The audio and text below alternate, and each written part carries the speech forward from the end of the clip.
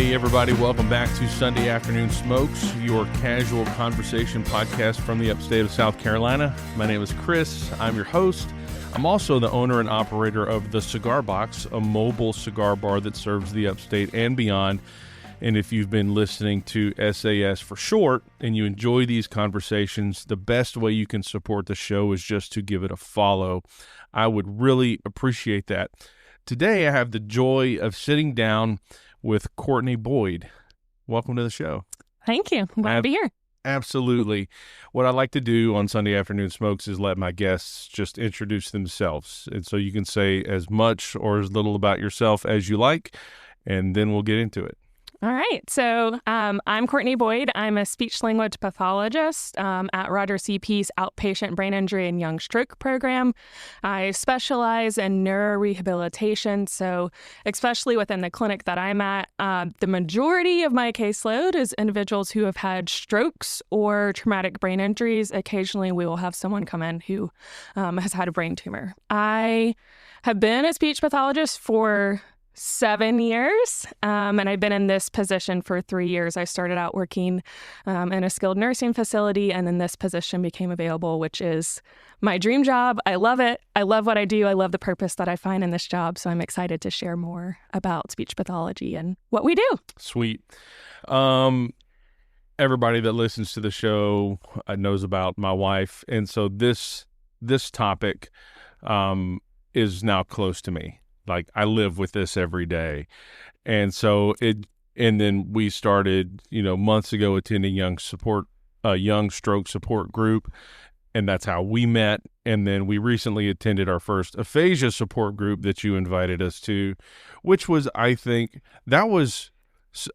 surprisingly, she was a lot more emotional about going to that meeting than she was about going to stroke support group, I think. But in our young stroke support group, I don't think anybody there has suffered the speech issues that she has. I could be wrong. I mean, I know some of them early on, but it seemed that they got it back rather quickly. Like Lucas was, of course, man, he had a humdinger and came out speaking Portuguese, I think he said, when he came out of his coma. Of course, he's from Brazil, but she really struggles. And so going to the aphasia support group, seeing other people, and a lot of them are doing really well, it just was really close to where she's at, I think. And that's both like a blessing in a way that, okay, now I'm amongst people who struggle with what I struggle with, but it's also hard. Yeah. I don't know if there's much for you to say about that. It's just an observation. Obviously I haven't talked to Jen, but I wonder if attending a aphasia support group that also caused maybe some reality to set in of this is a lifelong difficulty that I'm going to have. Yes. Is it going to improve over time? Absolutely. But there's still going to be some degree of word finding difficulties. And I think that's may have been what she saw at aphasia support group, because some of those people, their stroke was 15 years ago, but they still have those word finding difficulties or maybe some of those comprehension difficulties. But I'm really glad that y'all came so that Jen knows that she's not alone. Right. Yeah. I liken it when people talk to me, I kind of liken it to a situation where it's a parent and you have a toddler that's learning how to talk and nobody else understands what they say, but the parent who's been doing this forever, they're like, oh yeah, they want this. It's pretty much the same thing. And I tell people, though, with her condition, with her physical limitations and her speech limitations, I don't treat her like a child, because she's not a child. And as a caretaker, you can't do that. You can't just do everything for them. They need their independence because they're an adult. You need to let them do whatever. But I have to take care of her as if she was one. Just all those things that you have to do on the regular. And so and we're not even to the show notes yet, but I just find that, and I don't want to get too far ahead of myself because there is a section in here about frustration. I'll just save it.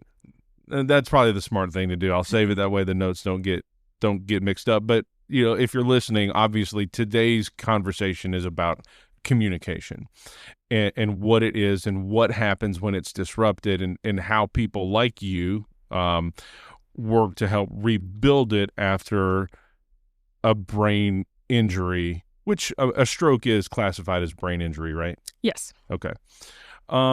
So we're going to start kind of broad. What is speech, language pathology, really? Most people hear speech therapy, and I don't know what most people think of when they hear speech therapy.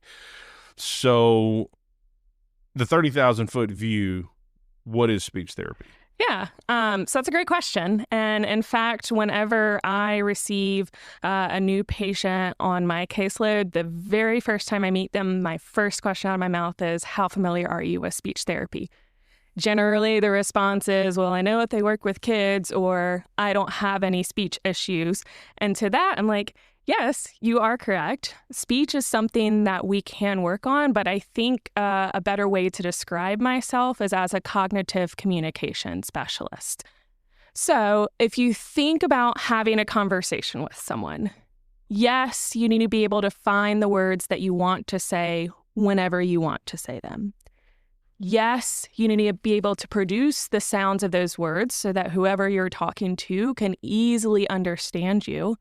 But aside from that, you also need to have a good cognitive component, meaning that you need to be able to focus on that conversation for however long it may be, if it's 30 seconds, if it's 10 minutes. You need to be able to remember, what is this conversation about? Is it about something that happened 3 days ago? And if so, you've got to remember details of that event so that you can bring it to the conversation. Or is it about a doctor's appointment in 5 days that maybe you need to bring certain medicines to, or you need to coordinate transportation for? You also need to have good thought organization so that whoever you're talking to can easily follow along with you and they're not guessing about what exactly you're talking about, not trying to piece the pieces together. And then also aside from that, I can work on higher level functions, which is what we call executive function. I'm a big analogy lover, especially in the realm of speech pathology. So I liken that to think about executive function as the conductor of an orchestra. Okay. And the orchestra is composed of these individual cognitive processes: attention, memory, thought organization. Whenever you go to listen to an orchestra, what creates that nice sound is all of those instruments are playing together in tandem. But what happens if maybe someone is offbeat, right? The sound doesn't come out quite as nice as if they were playing together. So what's allowing all of those instruments to stay on the same beat is the conductor. It's the same way with executive function. They are the ones that are allowing your attention, your memory, your thought organization to work together so that you can carry out a task, whether that be a cooking task, whether that be getting dressed, whether that be planning a vacation. So we're really taking a deeper dive into kind of that initiation, as well as planning, problem solving, whatever it may be. I can also work on voice, as well as swallowing. So my scope is very broad that I feel like the title speech language pathologist doesn't fully encompass everything that I can do. Well, I was going to ask, like, you have two words in your title there, speech and language. What's the separation? Yeah. Like, what's speech versus language? So great question. Speech is the actual production of sound versus language is, what are the words that I'm using? How am I putting those words together to convey meaning? So if we think about, I'm just going to come up with a sentence. The dog went to the store, right? Which I know is a silly, dog went to the store. A silly sentence. But thinking about it, whenever you put those words together, that is language. And we have learned the correct syntax, using the correct tense for that sentence to make sense, even though the dog's probably not going to the store. But make sense in terms of context. Whereas speech is, okay, now I'm going to produce the sounds of thee. Now I'm going to produce the sounds of dog. Now I'm going to produce the sounds of went. Okay, so language is like sentence structure. So we have the noun, we have the verb, we have the proper tense. Like everything is okay. Second question: if speech is the production of sound, what's the difference between speech and voice?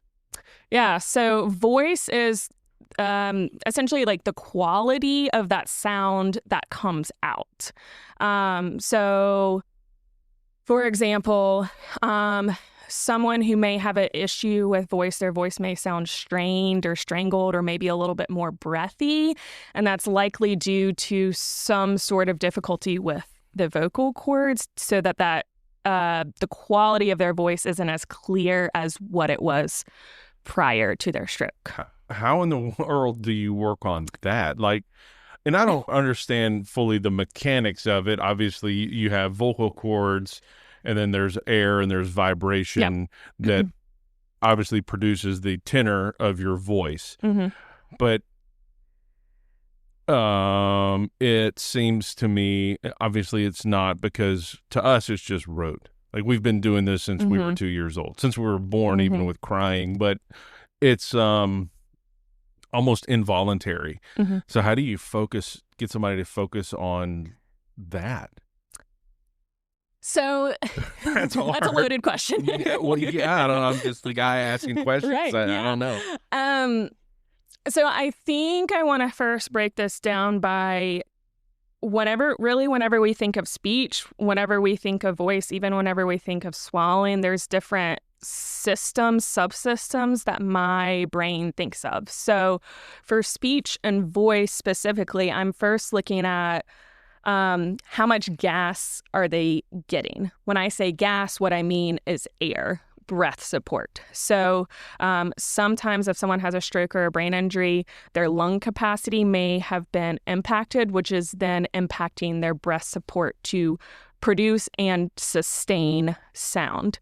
If breath support is good, then I'm going to look at what we call the laryngeal subsystem. So how is their larynx shaping that sound? Do I think their vocal cords are coming together? And I say, do I think, because I don't have x-ray vision to see if they're truly coming together. We do have objective measures that we could refer out to see if the vocal cords are coming together. But like, for example, if someone has a breathy voice, that may mean that one of their vocal cords isn't fully contracting. How many do you have? To come. Two. Just two? Yes. Okay. Two. So whenever we send air, depending on the sound, because there's voiced and there's unvoiced sounds. If the sound is unvoiced, our vocal cords aren't coming together. But if it's voiced, our vocal cords are coming together to create that sound. Then that sound comes up to our mouth, where we use, clinically speaking, our articulators, our lips, our tongue, our soft palate, which is that thing in the back of your mouth. The uvula. The uvula, yes. Look at me. Yes, look at you go. It's the hanging ball of courage. That's what I call it. Oh, I like that. Yeah. But we're looking at how is the sound being shaped in the mouth. I will say I don't treat voice a ton, but the patients that I have treated voice, what I notice is their sounds are produced in the back of their mouth, kind of like their top of their throat to the very back of their tongue, which creates kind of like a tense sounding voice. And so a lot of times with voice therapy, what we're trying to do is bring their attention to where they feel that air in their mouth. Ideally, bringing it to the front of their mouth, so all of that air is there. It can easily be shaped, and it's more of a clear sound.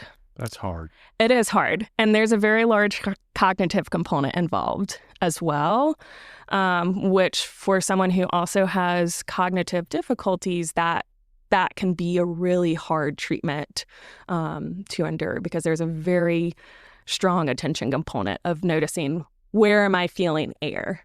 How am I using my breath, right? Am I pulling breath from my stomach, or am I pulling breath kind of from my clavicular region? Where should you pull it? From your belly. Okay. From your stomach. It's called diaphragmatic breathing. The reason being is because we can bring in more air into our belly and use that for a longer amount of time versus kind of breathing with our shoulders. It also reduces the opportunity for tension in our throat to occur. So we don't want tension in our throat, because that could impact the vocal cords as well. Mm-hmm.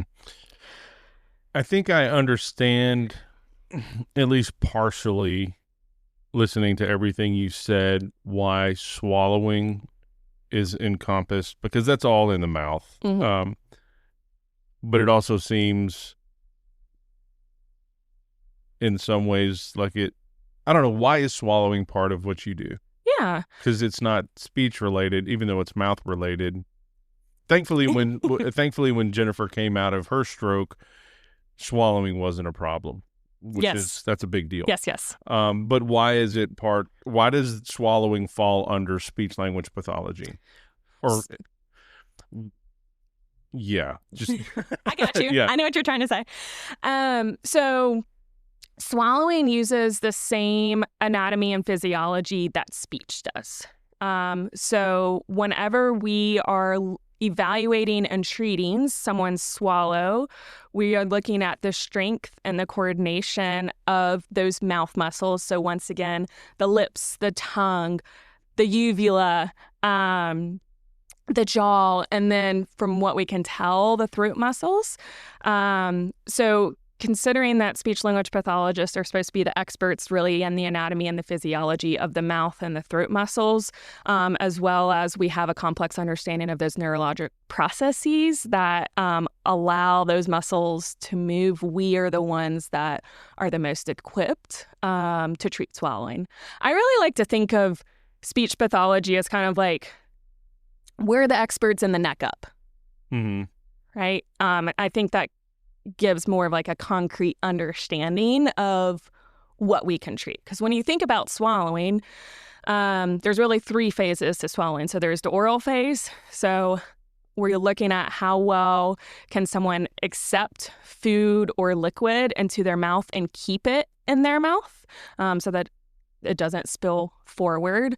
How well can they manipulate that food, especially when they're chewing it, so that it stays in their mouth, it forms a ball, but it doesn't go back into their throat before they're ready to send it down. And then we look at the pharyngeal phase, which is really the throat phase of, okay, are they able to send it all the way down the throat to the esophagus, or is something getting stuck somewhere? Is there a process that's happening too early that maybe we are hearing a cough or a throat clear, or someone has a wet gurgly voice? Those are all indications that something may be wrong with the physiologic process in the throat.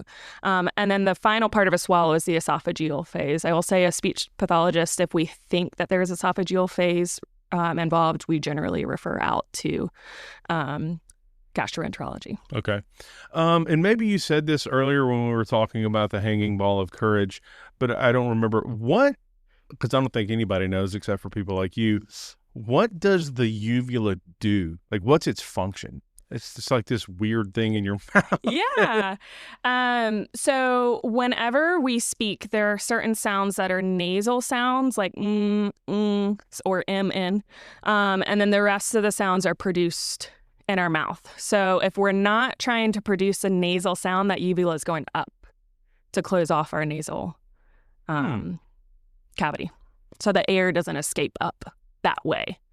Because if air is escaping up that way, someone's going to have like a nasal quality to production of those other sounds. So like p, b, f, s, may be hard to hear all those sounds on this podcast. What I'm saying, like P's, B's, F's, S's, Z's, those are all produced in the oral cavity. So we want to keep that air in our mouth. Gotcha. So let's back up a little bit. Now that you've kind of laid out for us what you do and all of the things that are encompassed under the expertise of Courtney Boyd, speech, language, cognition, voice, and swallowing, let's talk about how you got here. Yeah. And it's because you shared this stuff with me before the show. So in my estimation, it's a really cool journey about how you got here, because you didn't start out intending, from what I understand, to work in neurorehabilitation. And I'm going to pause there and just ask another question, because that's a big word. Mm-hmm. I presume neurorehab encompasses more than what we're going to talk about today. Mm-hmm. So just run a rabbit trail with me really quick, like for myself and the listener, what is neurorehabilitation? Yeah. So neurorehab is specifically focused in rehabilitation of certain neurologic processes. So, for example, someone who's had a stroke, traumatic brain injury, a brain tumor, generally those are events that are not progressive. So meaning it happens and then the brain is what we call neuroplastic. So it is willing to lay new pathways in order for that individual to regain skills that may have been impacted. Neurorehab differs from, let's say, a progressive disorder like dementia, because dementia is going to gradually become worse over time. So in neurorehab, how to put my clinical cap back on. As a speech pathologist, I can either train compensatory strategies, which is essentially like we are trying to use something that's not necessarily going to restore function, but it's going to allow that person to function more easily. So, for example, if someone has a memory impairment, we may get them set up on a memory journal so that whenever they go to an event, they journal about that event. That's something that they can refer back to, but they're not necessarily having to recall on their own. Or we can go the restorative route where we're really trying to rebuild those pathways that have been damaged. Mm-hmm. And there's a couple of different because I remember I recorded an episode with Marty and Lucas, and we talked a little bit about this, but just to refresh my memory, there are, in the brain injury world, there's ones that are, I think, acquired. Mm-hmm. And what's the other category? Traumatic. And the difference, because, I mean, they're all quote-unquote traumatic, you would think. Right. Yeah. So, but what's the differentiator? So traumatic would be an external force has caused damage, so someone like that's in a car crash. Whereas acquired that's something that's happened within the brain. So, for example, a stroke is an acquired brain injury because there was no external force to cause the stroke, right? There's maybe a blood clot or there is a bleed that led to that stroke, but it wasn't as a result of falling. Fell down the stairs or whatever. Yes. Gotcha. Okay.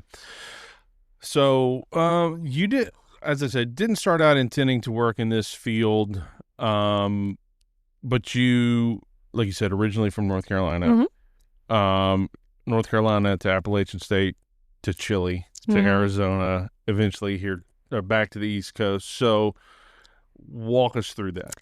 Yeah. So it really starts when I was in high school. My mom was like, well, Courtney, you need to figure out what you want to do because that's going to help you inform your lot of pressure for on where you 17, go to college. 18-year-old kid. Very much so. So at that time, I was actually between becoming a veterinarian and going to NC State or becoming a speech pathologist and going to App State. The reason being is because NC State's a STEM school, so they have a strong veterinary program.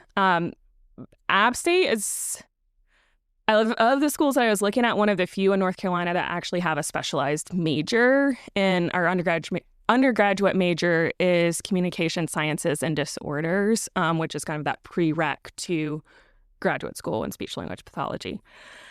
So I knew that I wanted to be in a helping profession. Didn't know if it wanted to be with animals or with people. But I also knew that I really enjoyed working with children, but I didn't want to be a teacher. So it actually worked out that my babysitter from my childhood was a speech pathologist at my local elementary school, which was also where my mom worked. So we were able to work it out to where I came and chatted her a couple of days. I fell in love with the profession of speech pathology because I loved how there was still that helping aspect, but it didn't seem as like, I don't know if stringent is the right word, but stringent as teaching. So I went to grad school. Truthfully, I did not know the full scope of what all speech pathology encompasses, and it was really in grad school that I learned that. I'm going to back up though because I missed a key part. So I ended up going to App State for communication sciences and disorders. Loved the material that I was learning. Knew that that was the profession that I wanted to go into, but I was burnt out at school by the time that I graduated. I'm a type A personality and tend to find myself involved in a lot of extracurricular activities, which I was in college, just in terms of I was the co-chair of the university's dance marathon, which is a large event, required a lot of my time. That on top of majoring in communication disorders. And then I decided, well, I want to be a bilingual speech pathologist. So I decided to slap on another major in Spanish. That was a lot. I was tired by the time that I graduated. And I also knew that I was not fluent in Spanish. So at 22 years old, you don't have a lot of responsibility. I actually had a friend that I studied abroad with while in school that went the same route as me, but a year prior, and went to Chile to teach English through a program called English Opens Doors that's funded by the Chilean Ministry of Education. And essentially what they do is they bring in native or near native English speakers into their public schools. And we essentially co-teach in conjunction with the Chilean teacher that's teaching English, but our classroom is an immersive English classroom. So really kind of like that functional application of English. So I graduated.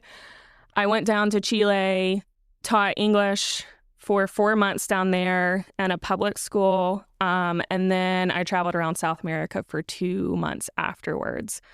And I also did that because I think there's a lot of value in learning about a culture that is different than yours. And through that program, I was placed with a host family. So I was actually living with a Chilean family. And so I was able to see kind of a lot of their customs and how do they differ from the U.S. And knowing that I wanted to be a speech language pathologist that works with that population, I think that's important information to have, or knowledge really to have.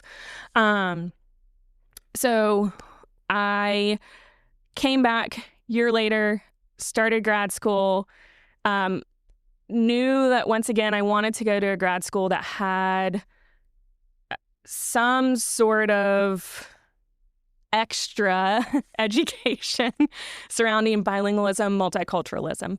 Not a ton of grad schools do. I took a gamble and actually only applied to 4 grad schools. I ended up being accepted to the University of Arizona, which I was very intrigued by that program because they had the regular grad school classwork that everyone has to take to become a speech language pathologist. But then they also had an opportunity for students to earn a bilingual certificate, but you didn't have to be fully fluent in Spanish. So to get that certificate, I had to take a couple extra classes in bilingualism, multiculturalism, how to work with interpreters, and then also gain clinical experience with the bilingual, in this case, Spanish-English population. So I ended up having a fair amount of experience with the Spanish-English population, and then because I wasn't fluent, also had a lot of experience working with interpreters. So by the time that I was done with grad school, I knew that Arizona was not the place for me. I missed the seasons. I missed green because I was in Tucson, Arizona, which is the desert. The cacti are beautiful, but they only provide so much green. All my friends and family were back on the East Coast, so I decided to move back to North Carolina. Knew that I wanted to work with adults. I was a bit stubborn in that aspect. What changed your mind from children to adults? So the way that Arizona structured our clinicals, so the direct patient experience that we have to gain while in school, they assign first-year students to on-campus clinics only. So they had a clinic for adults with communication disorders and a clinic for children with communication disorders. I was lucky enough that in my first semester, I was placed in the clinic for adults with communication disorders, where I think I had 2 patients, and then I actually was given the opportunity to co-facilitate an aphasia support group for specifically individuals with severe aphasia, and most of those individuals have had aphasia 5 to 10 years, I would say. So in that group, I think it really opened my eyes to, first, what is communication, right? So when we think of communication, I think when the general population thinks of communication, we think of verbalizing words. And while, yes, that is a form of communication, probably the most popular form of communication, that's not the only form of communication. So it was kind of a mix of patients in terms of where their difficulties fell in terms of verbal expression, so actually getting words out, or comprehension, so understanding what was said to them. But they all had different strengths that they used to help them communicate. So there was someone who had a communication book, which is essentially, in his case, it was a book. It was almost like a textbook that had pictures of different items that someone may want to talk about, right? Items in the house, places that you may want to go, feelings. So he primarily communicated in that way by pointing to the picture to indicate what it was that he wanted to say. Someone else had a strength in writing, even though it was hard for her to verbalize what she wanted to say. So she would write down what she wanted to contribute. Someone else had a strength in drawing, so it was easier for him to draw some form of what it was that he was trying to say. So it really opened my eyes to the power of communication. And I think this could be me making up my own story. Well, nobody else gets to make it up. It's your story. Well, I know, but I remember in that time feeling like, with adults specifically, most of the time, if they've not had a developmental disorder, they have had opportunities to engage in communication, to know what that feels like, to convey your thoughts, your emotions, your values, and to use communication as a way to connect with others.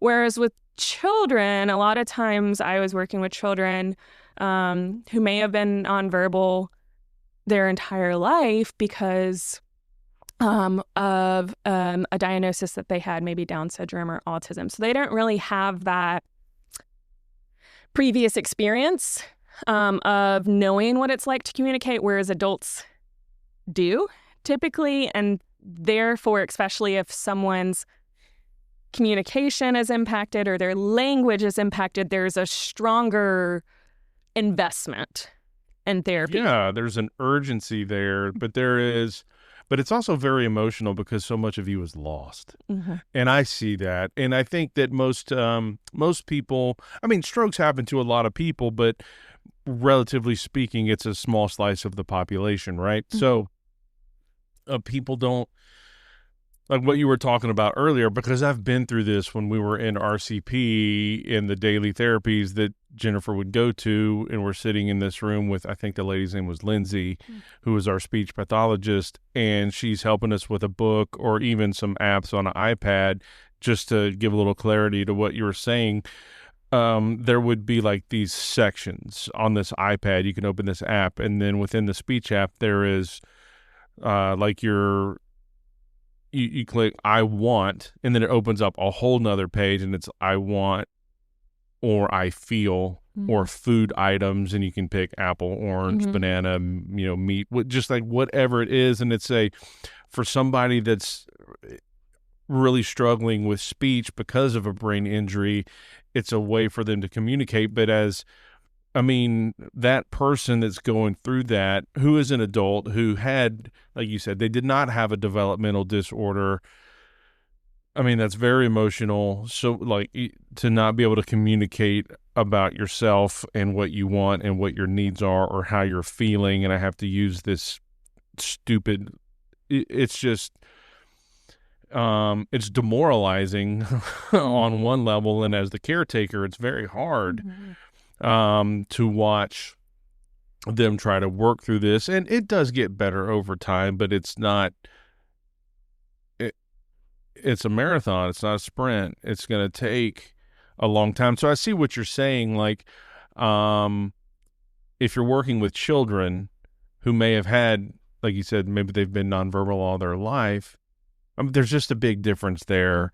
And you're helping somebody as an adult, you're helping them regain a lot of self-identity and a lot of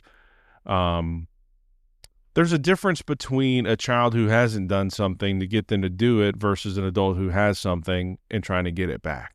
There's a lot of confidence and purpose again, and I mean that's life-giving stuff. So I can understand why you'd want to go to the adults. And in a non-related question, what's the food like in Chile? Not good. Really? Not good. It was so funny. When I moved to Chile, I got this comment multiple times of, why did you move to Chile to learn English? Because we speak the worst Spanish out of all, which having been to quite a few Spanish-speaking countries, I agree with that. They cut all of the ends of their words off, and they speak really fast. And then they said, our food is not good. Their empanadas are good, but aside from that, absolutely not. You ate a lot of empanadas? I ate a lot of empanadas, and my waistband showed it.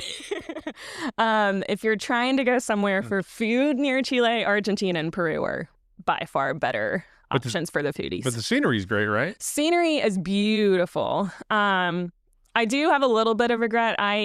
So I went to Chile after living in Boone for 4 years, where for 3 out of my 4 years, it snowed for the first time on Halloween and the last time the first week of April. So I was done with the cold. And whenever they're placing you through this program, they ask kind of what your preference is as far as what region do you want to be in Chile. So I was like, get me away from the cold. I want to go somewhere warm. I asked to be in the northern region of Chile, which is the desert. Close. I was only 12 miles from the Peruvian border, which was nice for travel. But I wish I had had more time in the south. I did do some travel down to Patagonia, to Puerto Natales, which is just incredible. I mean, the mountains just extend. They just need to up their food game to go with the scenery. Yes, they do. Absolutely. Absolutely. But aside from that, I mean, the rest of my experience, I couldn't have asked for better. I mean, I spent about 20 years in Southern California, which is the desert part. And like all the Joshua trees out there, if you know what a Joshua tree, I mean they're ugly as sin. They are. And then but down there in Southern California they have I can't remember the name of the highway. It's been there. It's been so long since I've been there, but there's a major highway. I think it's Highway 15, but there's a place called the Mormon Rocks. And they're just like, they're massive. And it's funny, like, so the show Fallout, which on Amazon, it's got Walton Goggins, who's hot in everything right now, like, and they're filming in some of their scenes. I'm pretty sure I'm like, I know exactly where that is because I used to drive by there all the time. In fact, my wife was watching one of her favorite shows is New Girl. New Girl's a great show.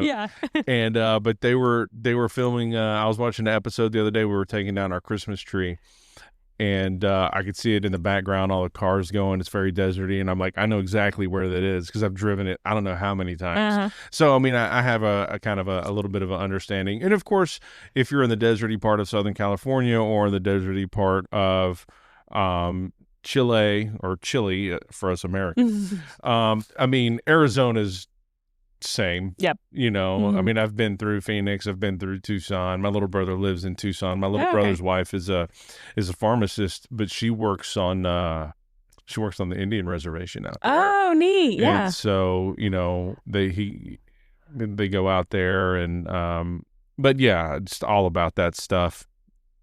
Interesting.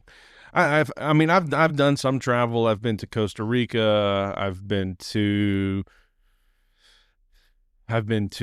England. I've been to Prague, the old Czechoslovakia. Prague was really cool. I've been to Scotland. Edinburgh is where I spent my time. It was amazing over there. The fish and chips was fantastic. I did have haggis, which was very good. People think it's gross. I mean, the idea is, all right, this food in a sheep's stomach or whatever it is kind of gross. But it was good. So yeah, look, if you have the opportunity to travel. So what like you said, after you finished the your 4-month stint there in the classroom, you still spent about 2 months just kind of traveling around South America. How was that? It was awesome. So I actually ended up meeting they call us volunteers. Essentially that's what we were. We got a small stipend to help with transportation, but it wasn't much. But there was like 50 volunteers that were kind of in my cohort. I guess we all started teaching at the same time. So I became fairly close with 2 girls in that cohort, one of which lived in the same town that I lived in. So we, after the program ended, we went up to Peru for, I think it was total of 2 weeks, but went to Machu Picchu, which incredible. I mean, just the Incans were way advanced for their time, just in terms of their structures and how they built houses and all of that. So we went to Machu Picchu. You're asking me this and I am completely blanking on where all we went, because I know we spent a couple days there. We were in Cusco, which was neat, very vibrant culture there. They probably had the best food out of all, which they're known for their food as well. And then we came back down to Arequipa, which is like just above the Peruvian border. I actually ended up getting like altitude sickness, I think, what it was. So I was in the hospital for a day or so trying to recover from that, which wasn't very fun. There's nothing worse than being sick in a real way, and you're not at home. Yes. Yeah, I mean, I'm in a room that we are sharing with 4 other people, and luckily I had a friend with me, but in that moment I was like, all I want is my mom. Like, please make me feel better.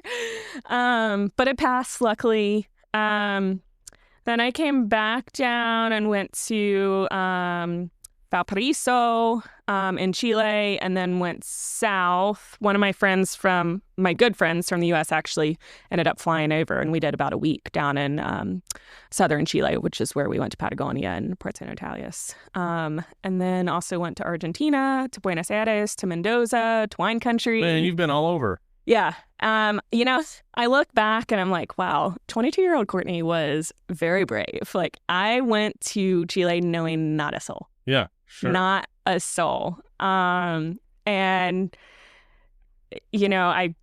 I do feel like that it's easy for me to get along with others and to connect with others, but still, that's scary. Have you been back? No, I have not. Do you have plans?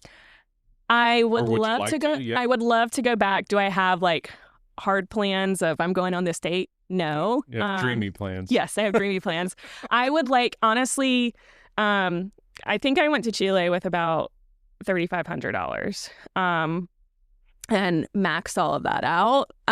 So I didn't you can do a 5-day hike from Cusco to Machu Picchu, which I would have loved to do. Same thing, you can do a trek in Patagonia, like camping in Patagonia. I just didn't have the funds to do all of that. So we kind of hit the spots and, right. Worked with what we had. But I would love to go back and have more of those adventures, like actually truly in the wilderness. Yeah, per absolutely. Se. But I mean, it was an incredible time. I actually ended up extending my stay in South America for a week because I just had a 6-month visa. But I was able to extend my stay for a week and teach English in an English summer camp that was hosted through the same program. So how much Spanish do you speak still? It's funny you ask that. So my best friend, she is fluent in Spanish. She's fully bilingual. She and her family actually moved to Mexico to be missionaries when she was in 7th and 8th grade, so prime time to learn another language. And then her husband is Honduran, so he's also bilingual. And so we lived together throughout college. She also double majored in Spanish and photography, but so we would have the same assignments. That's a weird combo. It is a weird combo, but she can advertise herself more so to the Latino culture when she photographs weddings. But we would have the same assignments, and so of course I'm going to take advantage of that. Can you please look over this assignment for me? So she's kind of seeing the evolution of Courtney's Spanish, and I remember. Actually, I think I was in the airport waiting to come back to the U.S. and I made a Facebook post, but it was all in Spanish. Just really thanking the Chileans for my time there and just kind of reminiscing and reflecting on my time. And she texted me individually and she was like, I just showed that post to David, who's her husband, Honduran. I was like, your Spanish has improved incredibly. I was like, yeah, it's easy to speak now.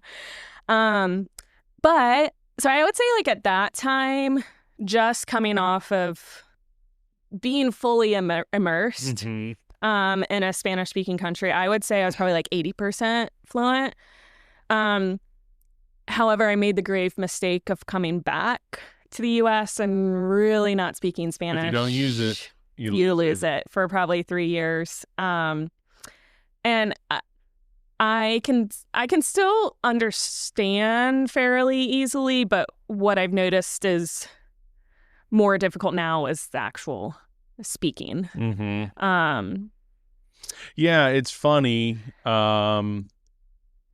that just that kind of stuff. When I was I spent 3 years in Bible college and majoring in Bible, and part of the requisites there was if you're majoring in, basically you major in Bible, but then I was on the course track for pastoring.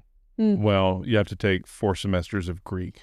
Oh, so wow. You have to learn, and it's not the Greek that is spoken today. It's not spoken. It's called the Koine Greek, and it's the Greek that the New Testament would have been written in.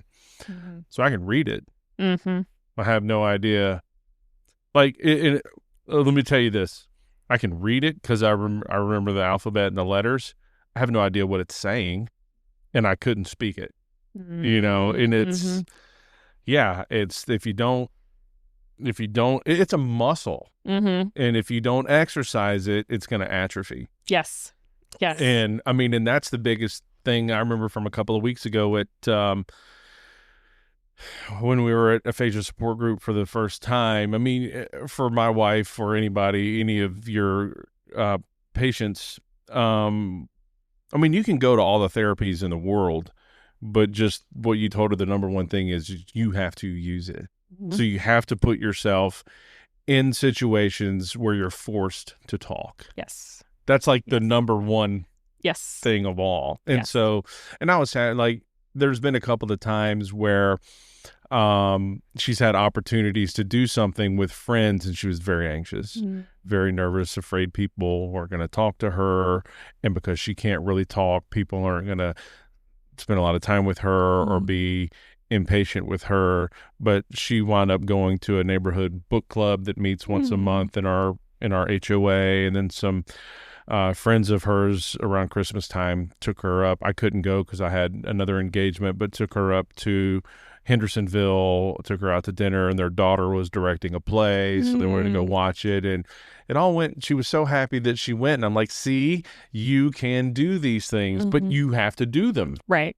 You have to do them. Yeah. That's I guess that's the biggest rock in the jar. Yeah. Which I can understand just hearing my patients' experiences. A lot of my patients are focused on the perception of how they come across to others. And a lot of times that results in them limiting themselves to putting themselves in those situations, which I get. Like, it's hard to be in situations where you don't feel 100% confident.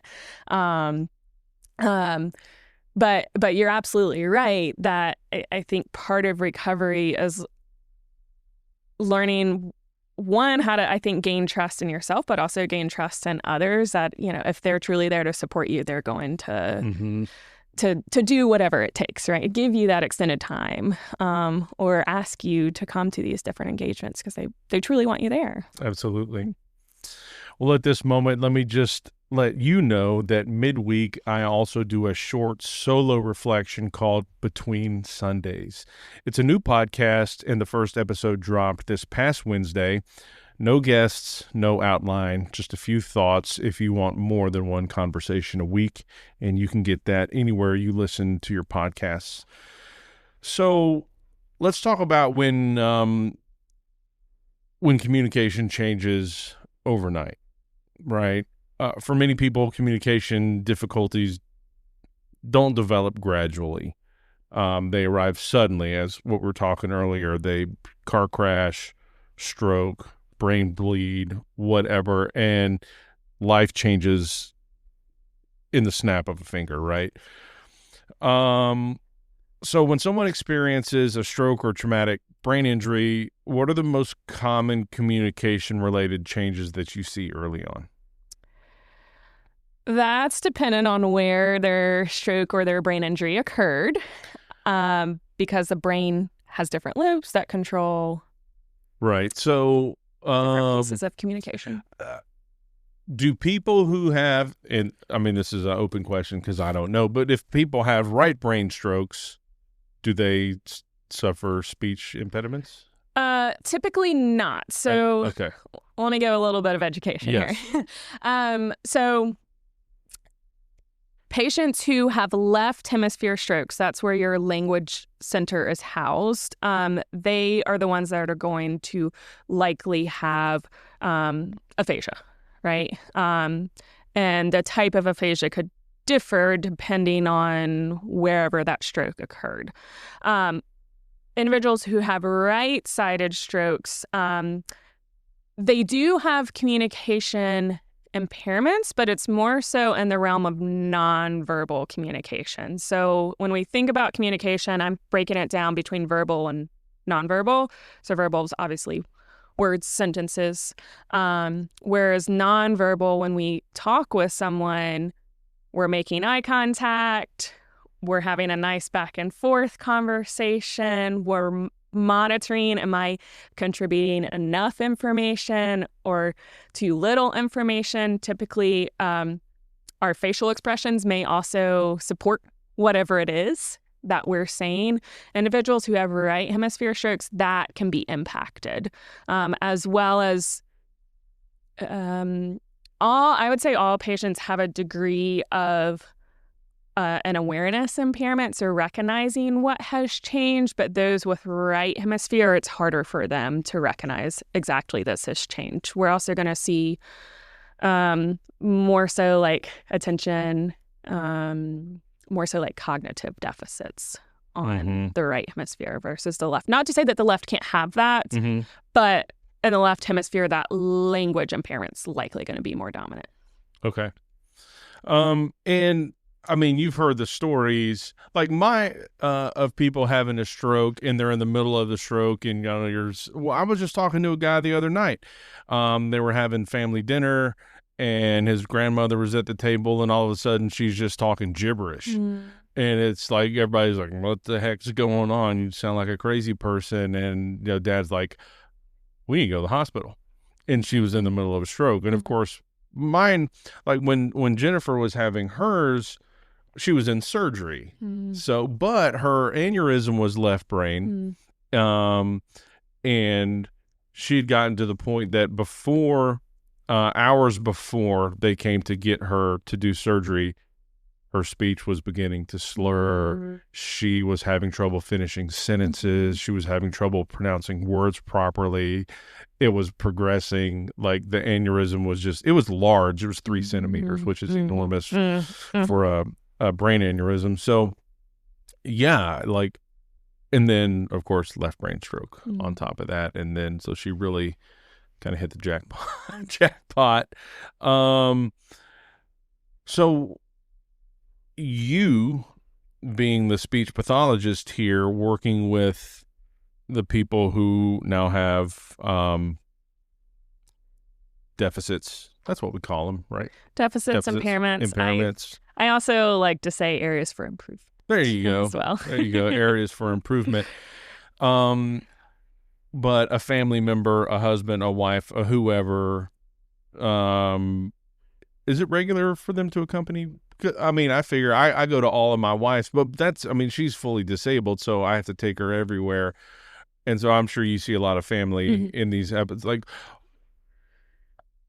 what surprises are like the patients and the families in these sessions and in the first weeks? Like, what are they feeling? What are they seeing?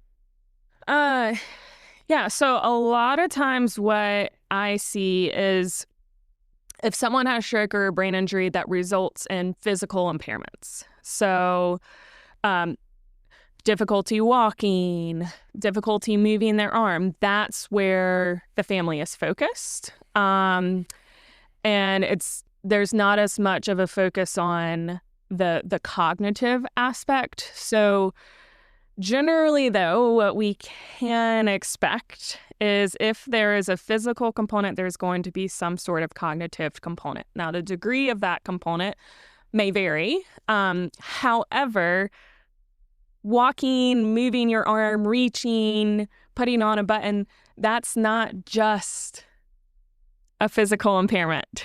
There's a cognitive load that goes with it. So I often like to break down, because a lot of times my patients are like, I just want to walk. I'm like, okay, great, I can help you. Right? And they're like, what? Your speech, you can't help me. So I like to break down walking in terms of, okay, think about when you're walking, you have to divide your attention between the correct gait mechanics. So how are you shifting your weight? How are you putting your foot down while you are scanning your environment to make sure that there is nothing in your path, while you are having to cancel out background distractions that may be present. And if your attention, if you lose attention to any of those aspects, we may see a loss of balance occur, or we may see a fall occur.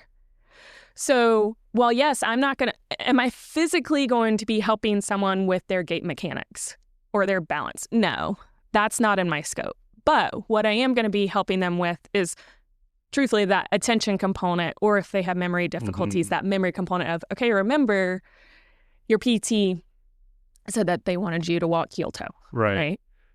This is the stuff that people who aren't don't have somebody in their life that this is happening. Like, or not just that, but just the public at large. You've been walking ever since you learned to walk as a toddler, and it's just what you do without any thought whatsoever. Mm-hmm. Like, your body just does it because you tell it to do it. And you don't, and honestly, I mean, we know you tell yourself to do it, but it's so embedded in practice that you, like, mentally, like, you don't even tell yourself to do it. You just think, I need to go over there, so you just go. Mm-hmm.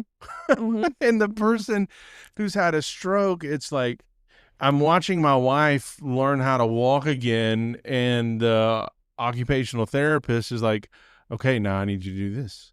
I need you to, like, think about these muscle groups, think about this hamstring, think about this quad, think about how you're going to put your foot down. And it's harder to learn how to do it the second time than it is when you're a toddler, because it's just the natural progression of how we're designed, and your body just kind of wants you to do this, and you figure it out. Right. It's wild. Yeah. That's why I think that's one of the reasons why I love my field so much, is because I find the brain so fascinating. I mean, just to think about everything that it controls for us to function from day to day. Literally controls everything. Just blows my mind. Yes. Yeah. Yes. So there's a difference in somebody that is struggling with, and we're going to get to these. We're going to get to aphasia and apraxia, and what's the other one? Dysarthria, or what's it? What is it? Dysarthria. Okay, we'll talk about that. I have no idea what that is, but there's a difference between, like, loss and disruption. Mm-hmm. What are the differences? So disruption would be maybe I'm thinking more so in terms of speech, because that's what my brain is programmed to think in terms. Yeah, that's what we're talking about today. This is communication, and eventually we'll get to aphasia. But yeah, maybe like the signal that the brain is sending, like a message to our mouth is impacted, but it's not completely gone. So, like, for example, if we think about dysarthria, there's, not to get too technical, but there's like motor neurons that essentially is our brain's like sending messages back and forth of, okay, I need the tongue to go here, and I need the lips to close at this exact time. A lot of times someone with dysarthria is able to achieve that movement, but it's slower. Like, so the it's amount, like weak. Okay, just in that, or even now in the small sentences I'm saying, there has to be like hundreds, thousands of neurons firing and synapses and all. I mean, I don't even know what I'm saying, but I just heard and listened, like, all the signals that the brain is sending to, like I said, the teeth, the lips, the tongue, the proper air movement to make sounds. It's just, to do that sentence is astounding. Yes. Yes. And we don't realize it, and it's funny. So in school, we have to learn phonetics. So when we make sound, we're thinking about the place. So, like, where is that sound produced in your mouth? We're thinking about the manner. So there's essentially like different categories of sounds. And then we're thinking about, is it voiced or is it unvoiced? And I remember when I was in phonetics, I was like, oh my God, like... What is an unvoiced sound? It's complicated. Your vocal cords aren't coming together. So, like, puh and buh, everything is the same, except with buh, that B sound, your voice is on, so your vocal cords are coming together. Whereas with p, it's just air. Okay. Yeah, your voice is off. And so there's a lot of sounds that everything is the same except if you're using voice or not. Yeah. And some of the stuff I've learned that was difficult for my wife, like G and K, things that come from the back of the throat and the back of the tongue has to be up. Yep. Is very hard. Yes. Yes. It is very hard. Yeah. Because that back muscle has to come up, which can be hard too, to kind of explain that concept to someone as well. Like, if it's a front sound, you can demonstrate that more so versus the back. I'm like, you see that? Yeah. See? Back of my yeah. And then the speech therapist is putting on a latex glove so she can reach in your mouth and like touch the roof of your mouth back where the tongue is. Like, let me show you what this needs to do. Like, one of the things that I thought was helpful that our speech therapist at RCP, the way she described it is, I mean, a lot of people, and my wife included, like, the knowledge is still there, right? It's just getting the mouth to cooperate with the brain to get it out. And so she said, the way I like to describe it is, she's like, think of a massive library, and you have all these books on a shelf. And over the years, you have learned all of these words and all of this speech, and they're all neatly organized. And when you need to say whatever, your brain just kind of picks from the categories and everything's nice and orderly. But when you have a stroke, obviously on the left side of the brain, it's like a massive earthquake happened, and now all the books are on the floor in this massive mess, and you're trying to sort through all of this and put things back in order. Yep. That's the exact analogy I use as well. Oh, okay. Yep. Well, good job. Great job listening to that education. Y'all talk, don't you? That's what we do for a living. Yeah. And so that leads to an incredible amount of frustration in people. Yeah. And I also think, too, aphasia is not a widely known disorder. I think that it is something that... Oh, I mean, I sound surprised. I guess I shouldn't. Just because, like I said earlier, strokes, while they're not uncommon, it's still a small slice of the population. Right. So I think there's a lot of advocacy that we still have left to do around. Well, that's what this podcast aphasia is today, yeah, right? So more this or is less. A great avenue for raising awareness. For that. But a lot of times, too, what I encounter occasionally is, and I say occasionally because it really depends if the patient has already been in inpatient rehab or not, because generally they've gotten that education in inpatient rehab. So by the time they get to me at an outpatient rehab, they have somewhat of an understanding of aphasia versus someone who didn't go to inpatient rehab and receive that education. A lot of times the family members may say, oh, they forgot what they wanted to say. And it's not, the point that I want to emphasize is that aphasia is not a loss of intellect, and it's not a loss of memory. It's a loss of language. So meaning exactly what you said, they know what they want to say. It's in their brain, but the problem is relaying that, finding that word in the library that's now been disorganized, and then sending that message down to the mouth to convey it. Yeah, and here's one thing, and I try really, really hard. I'm pretty good at it, probably 90% of the time. But I have to, I have to just pay attention and guard myself and not jump in and fill in a word for her when she's searching for it. I have to let her do it. And if I'm not paying attention, I'll do it, and then she'll get frustrated with me.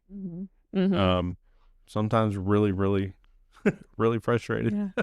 I will say, I've obviously worked with a lot of caregivers, but I've been thoroughly impressed by you and the way in which you communicate with your wife and allowing her that time to try to get out whatever it is that she wants to say, as well as encouraging her to speak as well. So kudos to you on that, because it's on this journey, it's not just about the patient, but the family support is so incredibly important to help to kind of reinforce what it is that the patient's learning in therapy. Because the reality is, if a patient's getting 2 to 3 hours of speech therapy a week, that's not enough to really facilitate that improvement that we'd like to see. It's every day is therapy, right? Like we were talking earlier, the best way to improve your language is to use your language.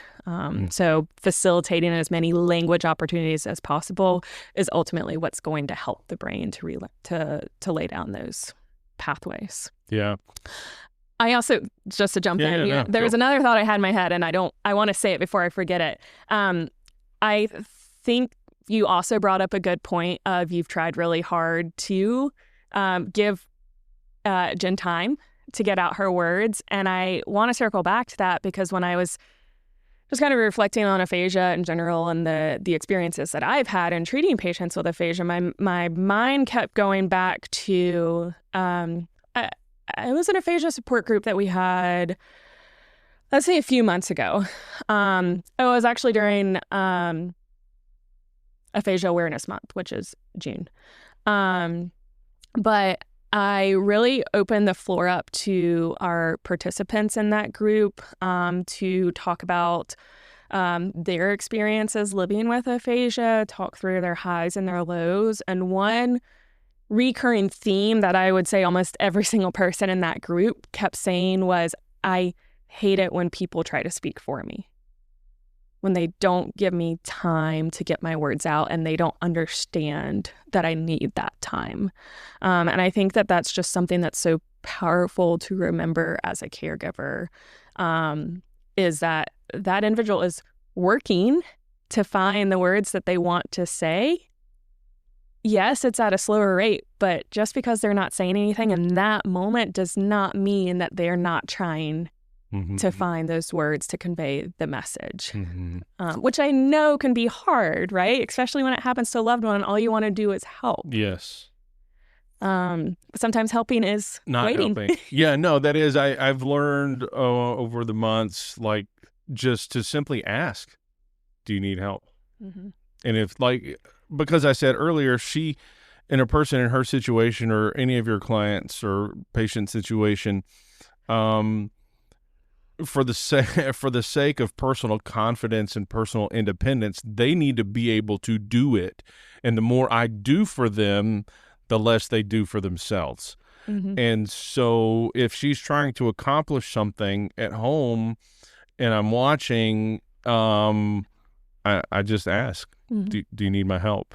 And if she needs my help, then she's going to ask for it. Right. And so I have to let her do these things. And I find myself, especially in the kitchen, if she's trying to do something, like, I almost have to tie my hands because I just feel like my arms just want to go. And I'm like, stop, let her do it. And if she can't do it, then she'll let you know, or finally get exasperated and just look at me. And I'm like, okay, I'll do this. Right. So there's a lot of frustration there, understandably. And then there's identity shock.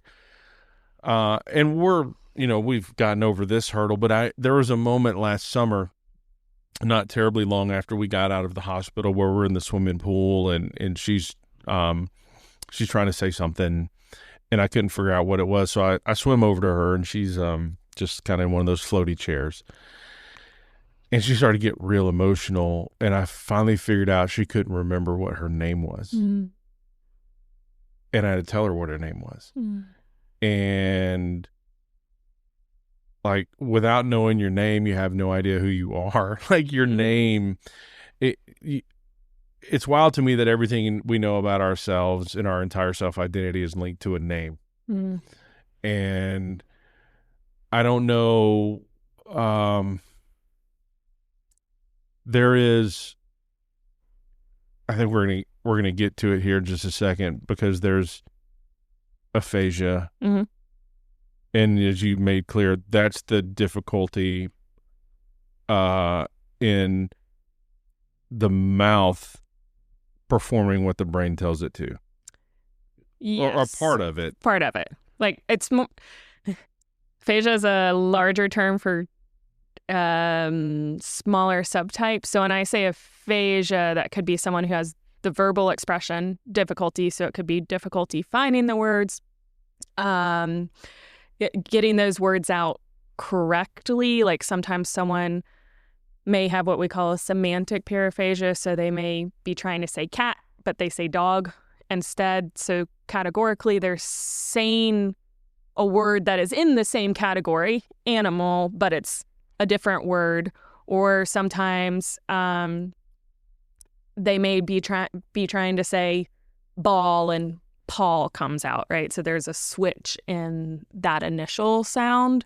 So there's aphasia can affect your verbal expression, but it can also affect your comprehension. So how well you understand what is being said or what you're reading. When we look at language, we're thinking about speaking, auditory understanding, reading understanding, and writing, because those are all forms of language. Okay. So we're getting technical here, which is good for my for my understanding. There's comprehension. Yes. And then there's cognition. Yes. Are those are not the same? No, cognition is more like broadly thinking. So attention, memory, thought organization, problem solving, planning. Comprehension is understanding. Okay. So there's aphasia, and then there's this other one called apraxia. Yes. And that is what? So that's difficulty with motor planning of the sounds in a word. So someone can know what they want to say, like they're able to find that word. But when they go to say that word, something different comes out. Like, okay. And sometimes what comes out is what we would call like a nonsensical word. So it's just a bunch of sounds, right? But they're trying to say cup, but mug comes out, or not even that. That would actually be more of a semantic paraphasia. Like, I'm trying to think of like a non-word, like none comes out, right? That's apraxia. It's a breakdown in the brain sending motor signals for the speech production. Okay. That makes a lot more sense now, because what I've been thinking about aphasia is really apraxia. It's, you know what you want to say, but the oral function's not communicating properly to produce. That's apraxia. Yes. Okay. Yes. And then dysarthria.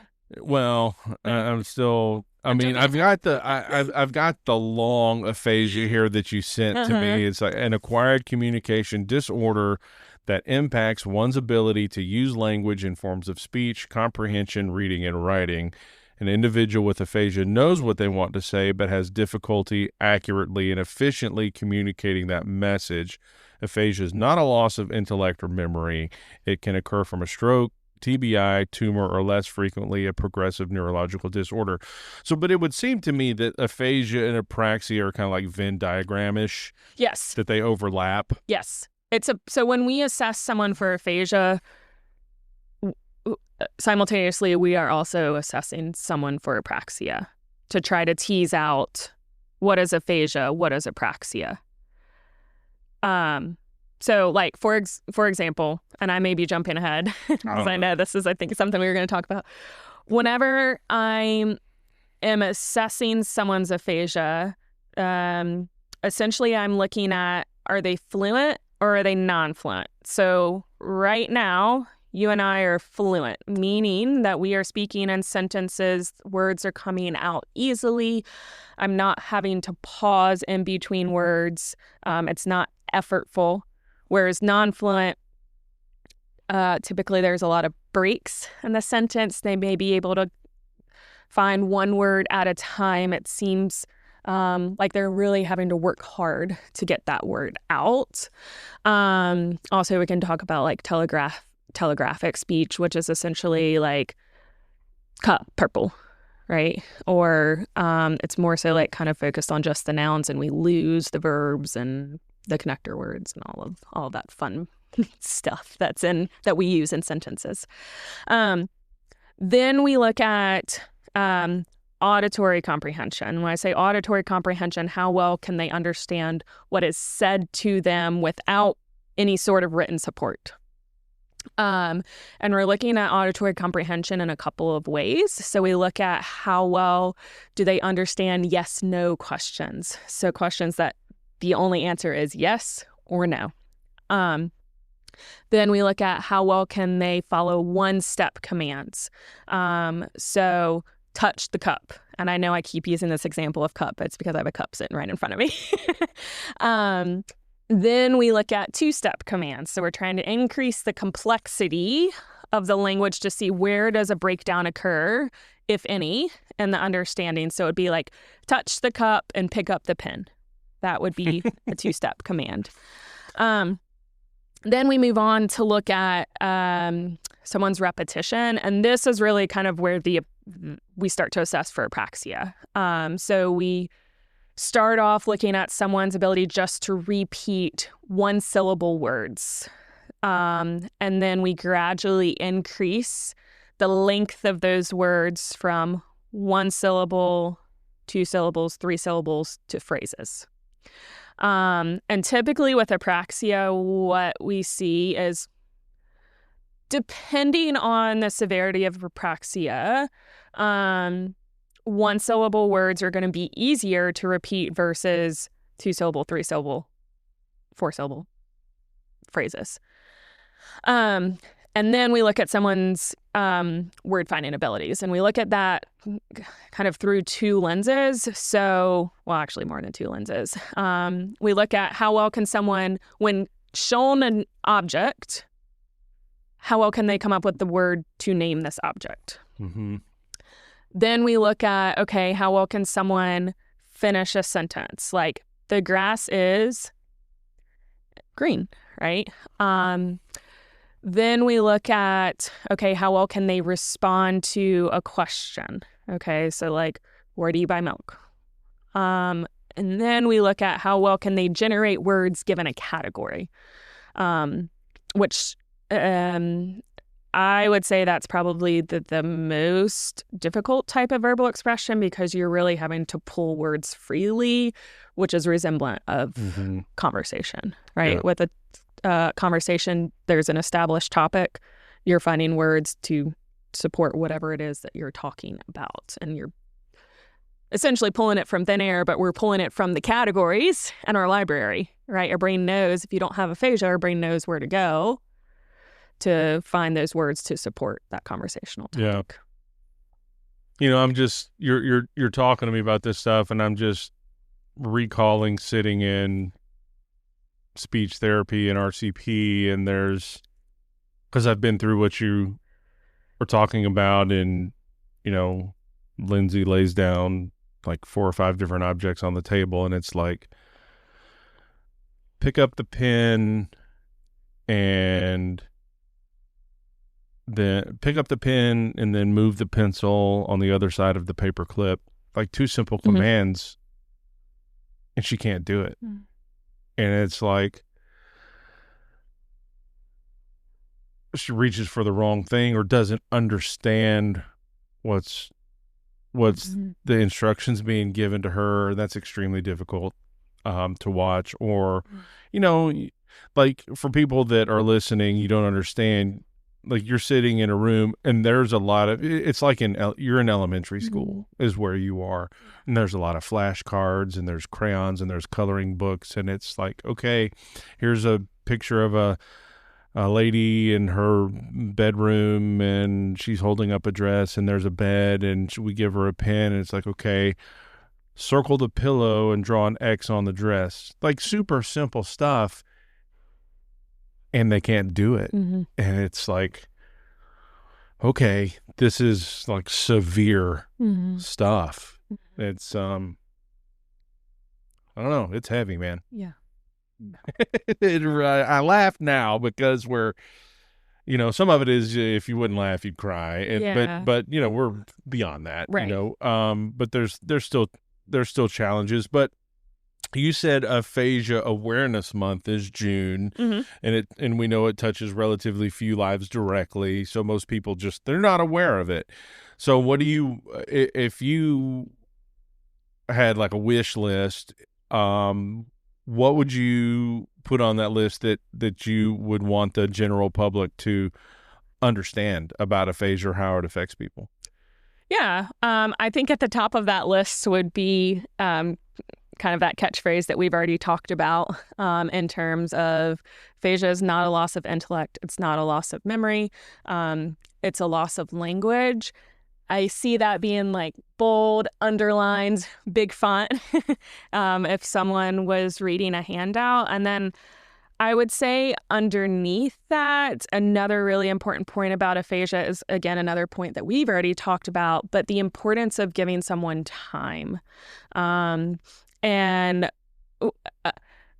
I think especially with aphasia, it is important that we have that caregiver training so that they know how to communicate with their loved ones. Because as we've talked about, right, that the gut instinct is to jump in and help, right? And having that element of a time pressure actually makes it a lot more difficult to find the word that someone may want to say or to understand what someone is telling them. So as a speech pathologist, we try to do a lot of training around, okay, these are the strengths that we have found. So like, for example, someone who may have difficulty with their auditory comprehension has more of a strength in reading comprehension when their brain can physically see the written commands. So I would say almost every single aphasia patient, actually I think every patient that I have, I pull out a whiteboard and I write keywords down just to reinforce, okay, this is what we're talking about, to make sure that that individual is on the same page. Because I think too, especially if someone has comprehension impairments, there could be a lot of head nodding that seems like, oh yeah, they're getting what I'm saying, and then you ask them and they're not getting what I'm saying, right? So I think the importance of caregiver training and really trying to be an active participant in that patient's recovery versus just doing it for them or talking for them are really the two main points. And then I think the other point is that recovery is a long process. I think sometimes families, whenever they're in the hospital, whenever that patient's becoming medically stable, may be given a certain number of, by 6 months, this will all be resolved. Yeah.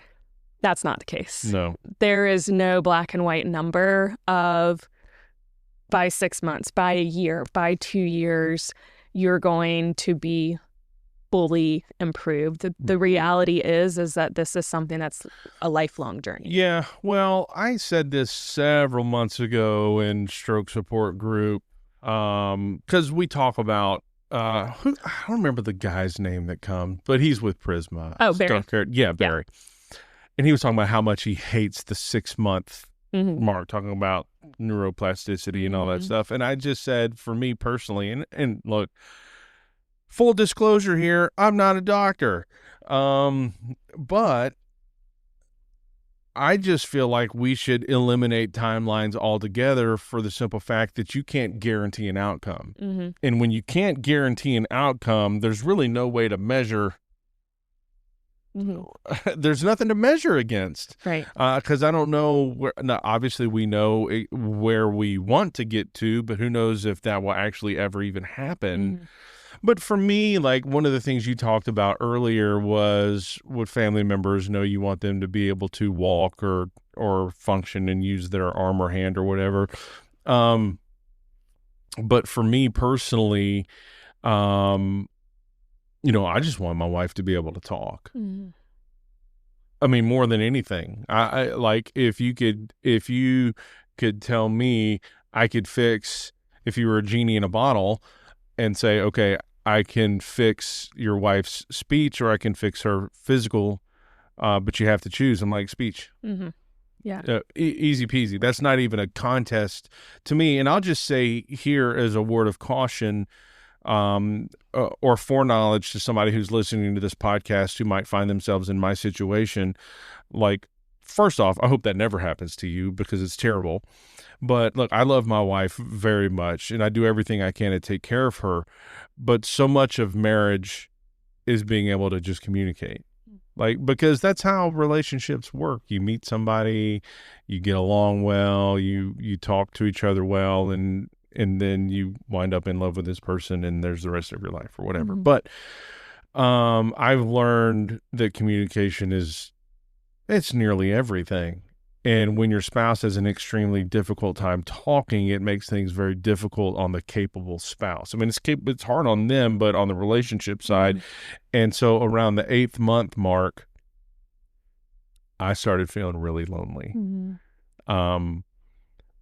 Because it was hard to have that, or it was hard to not have the verbal relationship that we'd always had. And I guess this is the caretaker side of me coming out, and maybe I need to do a caretaker episode. Or, I mean, we had talked towards the end of the year about starting that caretaker support group, and I'm all for it, and I'm ready for it. I want to be part of it and do it. Or if there's some other type of, like, I don't think there's any official caretaker training, like anything. I don't even know how you would organize such a thing, because these are so random, these events, but now we're at the 9-month mark of being a caretaker and learning what to do, learning what not to do. And I think, for me personally, though, it's very helpful that, and my wife would tell you this, I am by nature a patient person.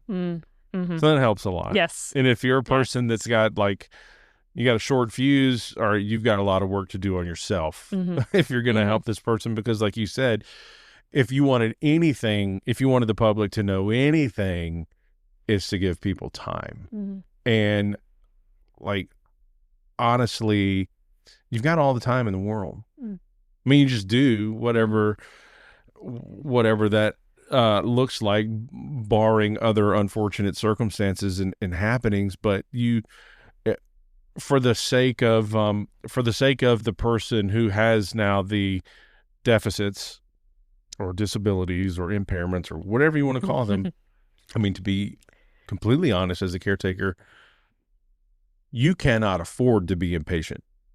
You're not going to help. You're going to do more harm than you are good.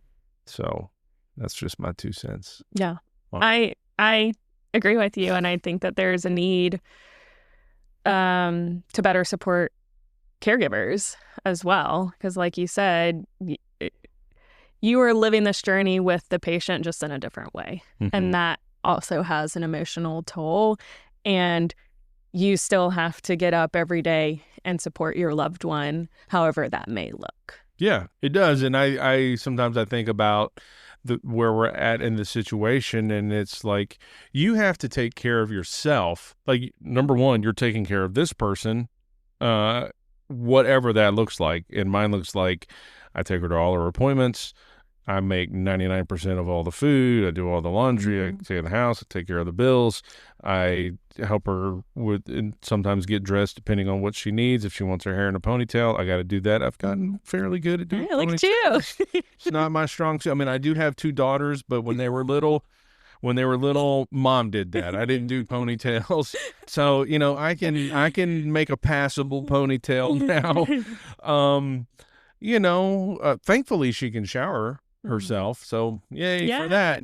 That's a big deal. But so, like, you're taking care of this person, and so much of your energy is put into that, but you've got to take care of yourself too.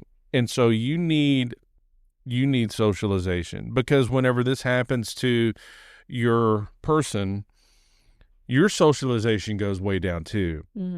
And for mine in particular, like, I probably am a little bit overprotective. And I'd rather be that than the opposite, but I mean, here I am. I've been here since just before 10, but I don't normally like leaving her at home this long by herself. Yeah. And so it makes it hard for me to go out and do something with the boys. And, I'm a cigar guy, and I haven't even really liked to go out on the patio and haven't smoked much, because I told her I don't like being outside of the house where if you call for me, I can't hear you. Yeah. And we've worked that out. But it's just like, as the caretaker, you have to take care of yourself on top of taking care of them, because you're going to get to that point where if you can't take care of yourself, you can't take care of this person that needs you. Yes. It's a lot. And that's okay, but just a word to the wise. How about that? So, there is, back to the aphasia stuff, and you talked a lot about what you're looking for. There's the expressive aphasia. Then there's receptive aphasia, which is how well they're understanding what you're, and then there's mixed aphasia, which is, was it like a combination of both? A combination of both. And that's very much simplifying aphasia. When we as speech pathologists are assessing aphasia, there's really 6 different types that we can categorize someone in, but that would be getting into a whole nother clinical topic. So I just simplified it in terms of, and a lot of times too, like if I say someone has expressive aphasia, that's not to say that they don't have any comprehension difficulties. There's likely a degree of comprehension difficulty there. It's just not the main difficulty. Same thing with receptive aphasia. Maybe the comprehension is more so what's impacted, but there may be some word finding difficulties. Whereas with mixed, there's mostly equal impact to both expression and comprehension. Now, we've talked about a lot, and I said we'd get to it way back when. So dysarthria. Dysarthria. Okay, yeah. Dysarthria. What is it? Yeah. So essentially, I almost want to say it's like a weakness in the muscles, but it more so has to do with when someone's speaking, there's motor neurons that are moving back and forth that pathway that's telling the brain, or the brain is telling your articulators, okay, I need you to get into this position right now. And so with dysarthria, it differs from apraxia, because with dysarthria,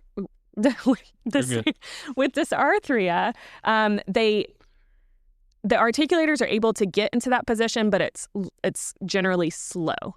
So that results in the speech quality sounding maybe slurred, or if that uvula is not coming up, they may have more of like a nasal quality to some of their sounds. Also with dysarthria, someone's breath support could be impacted, because when we think about dysarthria, we're also thinking about the respiratory system. So maybe someone is able to get air to sustain voice for speech, but it may only be for 3 words versus a full sentence. So over time, as someone tries to speak in longer sentences, they get quieter and quieter because they're running out of air, running out of gas. So you can have all 3 of those at the same time? You could. Yeah. Yes. I mean, I was curious about it because that's not a word that ever came up in our rehab. You know, apraxia and aphasia did, but I had not heard of dysarthria until you sent it to me ahead of time. Yeah. So. And I mean, I will say with talking with Jen, I don't hear dysarthria, which is why it didn't come up, right? If it's not there, we're not going to acknowledge it. Right. Well, that makes sense. Yeah. Yeah, man, that's a big Venn diagram of all the things that people can have going on after a stroke or TBI or whatever. Yes. It's very much a puzzle and figuring out, okay, can I pull this piece apart and how does it affect the bigger picture? Or if I put it back in, how does it affect the bigger picture? Yeah. Which is where the critical thinking comes into play as a speech pathologist, which is always fun for me. I want to throw this back out there, just circle back really quick to the caretaker part because it's in my brain and I want to say it. Do the best you can not to get frustrated because you can't fix it, because you can't. So like let it go as much as you can. Yeah. You're not God, you're not a miracle worker. You can't. You have to come to that point. It's probably everybody, both the person with who is suffering and you as the caretaker. You're both going to go through your 7 stages of grief or whatever they are. But you have to just accept the fact that you can't do anything about this, and you just have to patiently walk in step with them along the path. Yeah, and I think there's.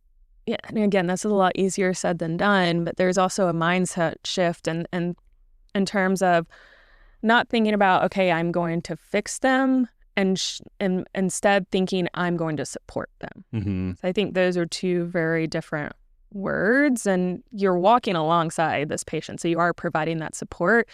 And my patients who have very strong family support are oftentimes the ones who have the best outcomes. So I do think that caregivers are extremely important, but like you said, you also have to take care of yourself in order to adequately support your loved one. Yeah, that's the way I have approached this and handled it. You know, it's multifaceted, but it's just literally for me, it's zero expectations. I mean, I think that's the healthiest and best choice. I agree. I agree. I mean, it sounds like and it's really not it might sound from the outside looking in, if you're not in this situation, it might sound like a defeatist attitude or like, dude, you're a terrible husband. What, you don't want your wife to improve? No, of course I do, but I can't control that. Mm-hmm. I have 0% of control over how much she progresses. So I can't fixate or be frustrated that she's not meeting X, Y, and Z thresholds that I would like her to meet, because it's outside of my ability to make that happen. Furthermore, I don't want her, like, she's got enough pressure on herself trying to get better and progress, then I'm not going to multiply that difficulty on her emotionally by her seeing me, with frustration, irritation because things aren't happening. That's not helpful. No, it's not. So it's not. There's, in fact, if someone's frustrated and they are trying to use their language, it's going to be a lot harder to find those words. So there's no benefit in trying to push. If someone says, I need a break, give that break. Because rest is helpful. And you nailed it. Really, you did.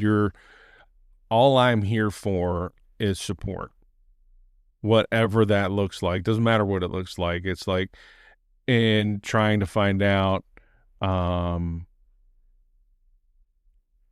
not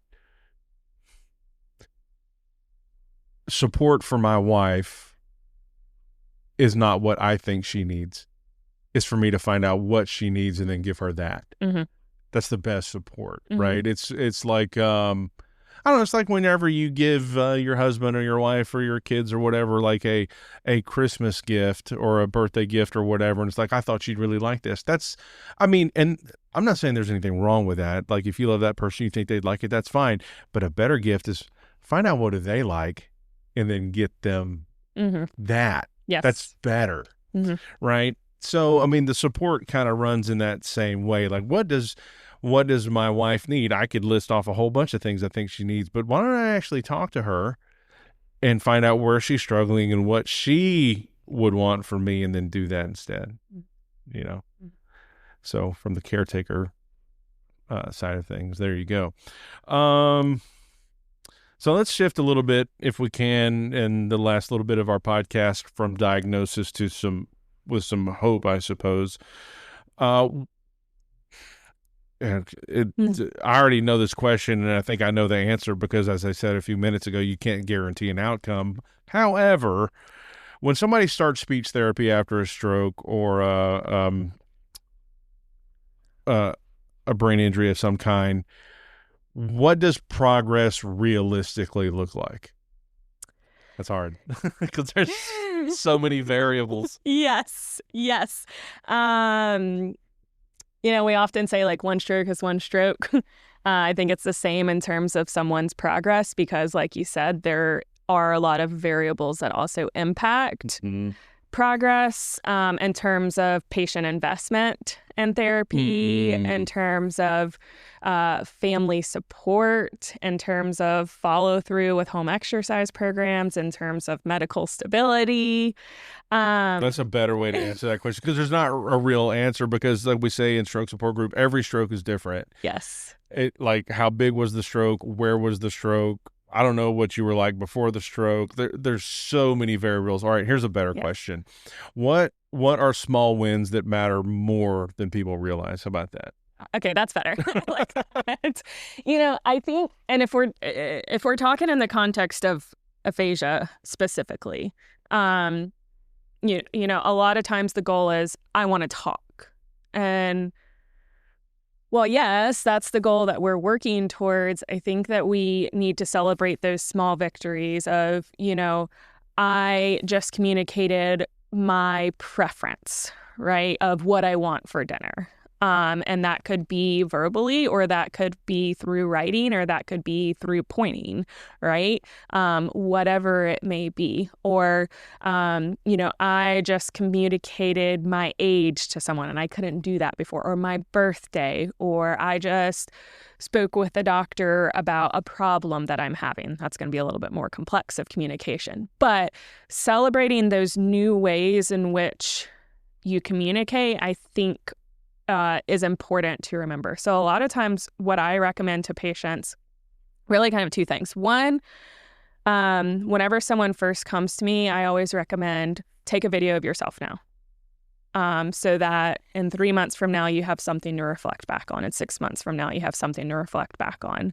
And then I also like to recommend like keeping a list of small victories. So today I talked with a stranger and I had confidence in myself, or I went out into public and it wasn't overwhelming.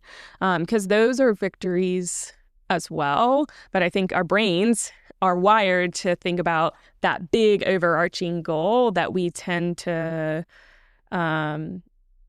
maybe minimize those smaller wins. Mm-hmm.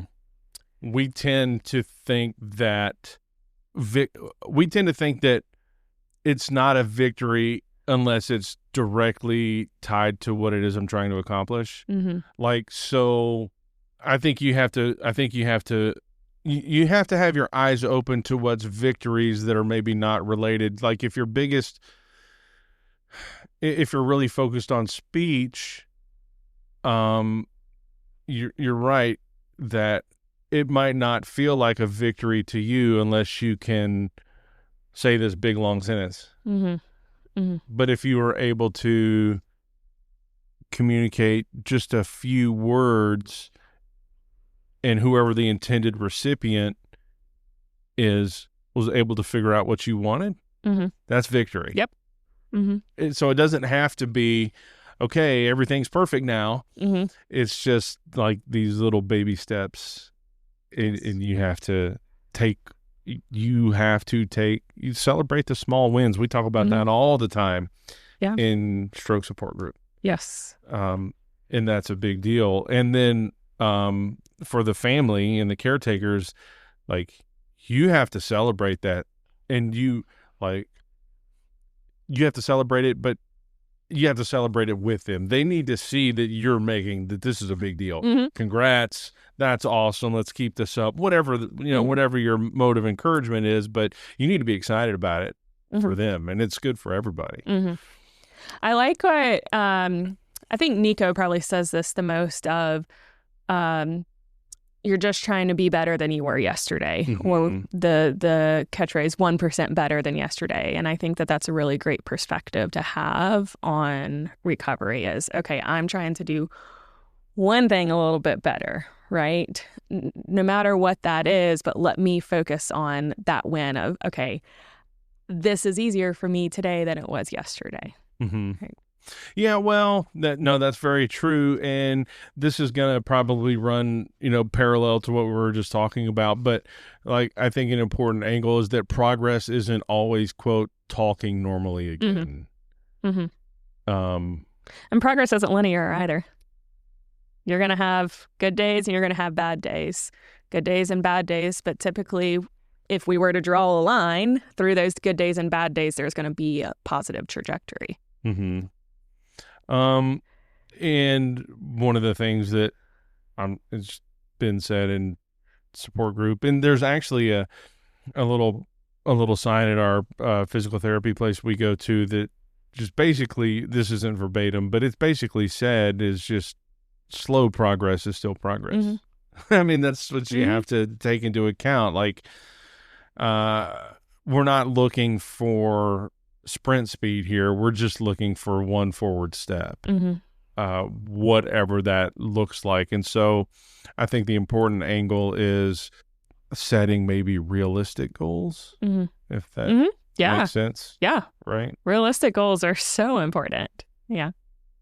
That it's functional communication. And I guess that means basically she may not have got out the sentence right. It may not have been correct as far as grammar goes.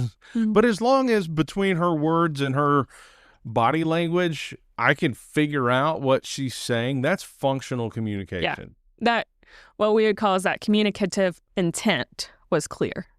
So however she communicated, even if it wasn't the perfect grammar, maybe if a word was left out, I'm still able to understand what it is she was trying to say without asking those clarifying questions. And that leads to autonomy for that person, which is a big deal because everybody wants that. Everybody wants independence. Yes. Everybody wants to be able to rely on themselves and not have to have somebody take care of them all the time as if they were 2 years old. Right. And that's hard. And back to my point earlier, it's connection, that loss of a relationship. But as she's progressing, I've done some things just to help myself with feeling more connected with her. But yeah, I mean, it's, as this gets better, the connections will come back. What if families misunderstand about recovery timeline? I think the biggest misconception I hear is that there is common thinking that there is a black and white date or day that recovery is going to be done. Like by day 365, I'm going to stop making progress. Maybe I'm going to be back to where I was before, when that's not the case, as we've already talked about. It's every day you're going to be making a little bit of progress, and it's not as clear cut as one may think or one may like, but it is the nature of recovery, and that this is a journey. And something that I often say to patients is that a stroke or a traumatic brain injury can happen in a matter of seconds, but the recovery, unfortunately, is often lifelong. How do support groups change the recovery experience? I really think that they tap into hopefully preventing or reducing social isolation. Because I think when someone has a brain injury, initially there may be thoughts of, oh, I'm the only person that's experienced this.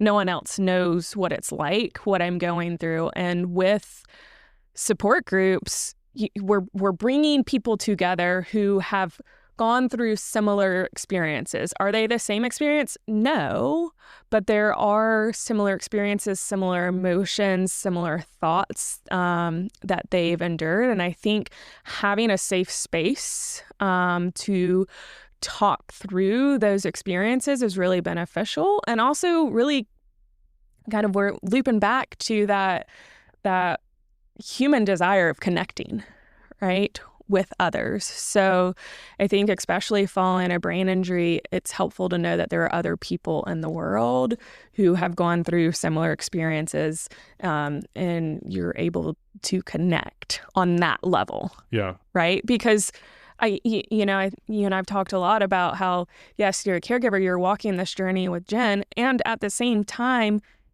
you have an idea, but you don't truly know what Jen is going through, right? Someone who has had a stroke with resultant aphasia is the only person that really truly knows and can connect on that level. Yeah, and by the way, if you're listening to this podcast and you know somebody in your family, or you have a family friend that has had a stroke. So ours is not just a stroke support group. It's called Young Stroke Support. Like most people think when somebody had a stroke, this was a person who was like 72 years old, and but there are people of all ages. My wife's 47. We have people in that group younger than her. I have people in that group older than her. But we'd love for you to come. This is not, it's not like you had to be a Prisma patient to come to this thing. We meet the first and third Wednesday of every month at 5:30 at it's 100 Augusta Street in Greenville. What's the name of the building? It's the Roger C. Peace Outpatient Brain Injury and Stroke Program. Yeah. There should be signage on Augusta. I don't know if there's signage on Maine, but there's signage on of Augusta. Sure. So anyway, yeah, we would love for the person who actually had the stroke and their caretaker welcome to attend. Once again, that's the first and third Wednesday of every month at 5:30 at 100 Augusta Street. And I'll say this from my side of it, and even from my wife's side, this is like, it's emotional for your first couple times there, for sure. You'll get into it and it'll be better. But it is both a blessing and it can be hard. Like because we came in early. It's not, we didn't discover this like 3 years after having a stroke. And so from our perspective, it's the good part of it is we came and she was able to see other people that had had a stroke and see the progress that they have been able to make and say, okay, this is going to get better. And at the same time, I think, a month and a half ago, 2 months ago, some of the ugly reality began to actually set in that I'm probably never going to be quote unquote normal again. But what's normal? Well, see, that is, in the words of Doc Holliday in Tombstone, to Wyatt Earp, there is no such thing as normal life. Wyatt, there's just life. But I'm never going to, not normal. How about this? I'm never going to be the person I was before again, in some ways. Yeah. Obviously you're still the same person. You can regain a lot of function, but some of this stuff does have a limit to how much better it's going to get. So just be prepared for all of that, but we'd love to have you come. Look, it's 12:04. We've been running an hour and 57 minutes. We got a little bit more to cover, nothing major. I don't know if you have time or you want to just cut it off here. Probably cut it off. Okay. But can I do a plug for some resources? You absolutely can do a plug for resources. So I just want to put in a plug for some aphasia resources. If you are listening to this podcast and have a loved one with aphasia, or you yourself have aphasia, the American Speech Language Hearing Association, which is, I believe, ASHA.org, is a great place to gain more information about aphasia, as well as the National Aphasia Association. I believe their website is NAA.org as well. Outside of South Carolina, I've also found a lot of great resources through the Triangle Aphasia Project, or TAP, which is based in Raleigh, North Carolina. I think they have a lot of aphasia-friendly education to better understand what aphasia is.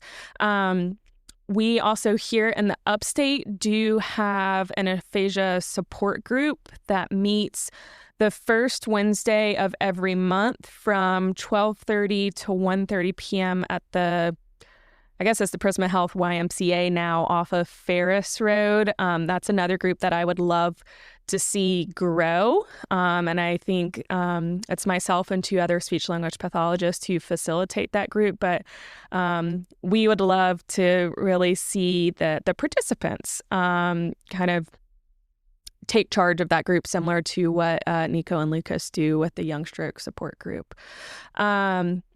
And then if you are into Toastmasters, we actually had a speaker come to Aphasia Support Group sometime last year, David Primo, who has a Toastmasters group specifically for people with aphasia.